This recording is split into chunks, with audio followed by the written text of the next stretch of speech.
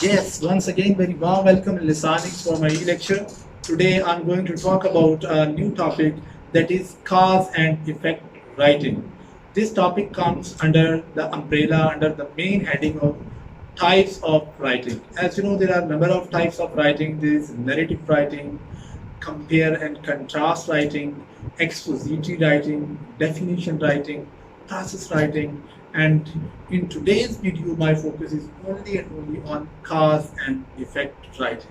As we observe our society, we come to the conclusion that nothing happens without any reason, without any cause, without any particular cause.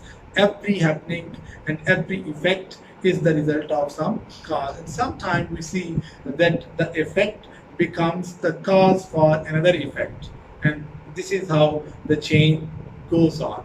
We see first cause takes place, and under the result of cause, certain effects are created. Let me quote some of the examples of cause and effect. Let me talk about cause. Cause refers to why something happened, right? And under the result of this happening, the effects are created. And there is a deep connection between these two ones, cause and effect. There are very rare cases in which we don't see a particular cause and effect connection. Otherwise, in every part of life, we observe this chain of connections, cause and effect. Let me go to an example. I stayed home from school because I had the flu. Now, just try to analyze this sentence. Because I had the flu. The part of the sentence which comes after because, this is the cause, right? I had the flu. This is the cause, and under the effect, under the result of this cause, effect created that person, I stayed home from school. This is how we can see which part of the sentence is cause and which one is the cause. The main point that you need to remember, that the cause answers the question why.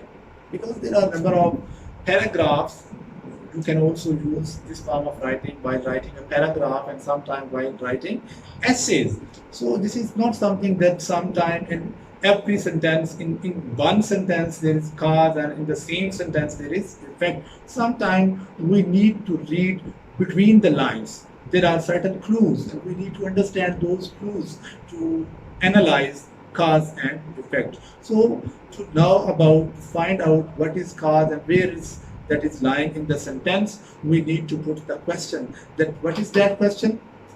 That why something happened. Cause always answers the question why. This is what that you need to remember. And the effect is the second thing. First cause happens, and the second thing that happens, that is effect. For example, let me quote another example. That Ali was going too fast. Ali was going too fast and fell off his bicycle. What is the cause? Why Ali? Which part answers?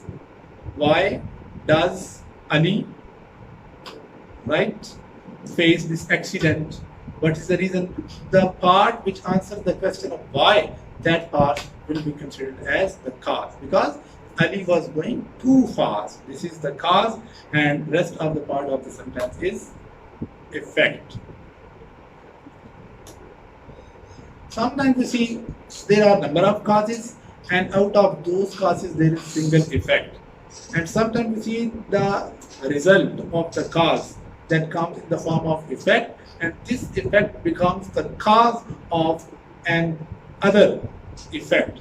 This is how cause may become effect of another effect, and that particular effect may become the cause for an further effect. For example, if we talk about gum makes mess in classroom, right? Gum, the students will chew, right? So gum is creating disturbance in the class. This is the one cause. The other cause is gum is the source of distraction. Gum is the source of dirt. Gum is the source of making different mischiefs among the students. So these are different causes, and under the effect of these causes, what is the result of these causes? That is, the students are not allowed to chew gum. This is the effect. And what are the causes of this banishment of the gum? That is, that may be in numbers, and maybe when this announcement made that students are not allowed to chew the gum, due to this cause there may be number of other effects. So this is how the deep connection, the deep relationship between cause and effect work in our daily language. This is all about the concept of cause and effect.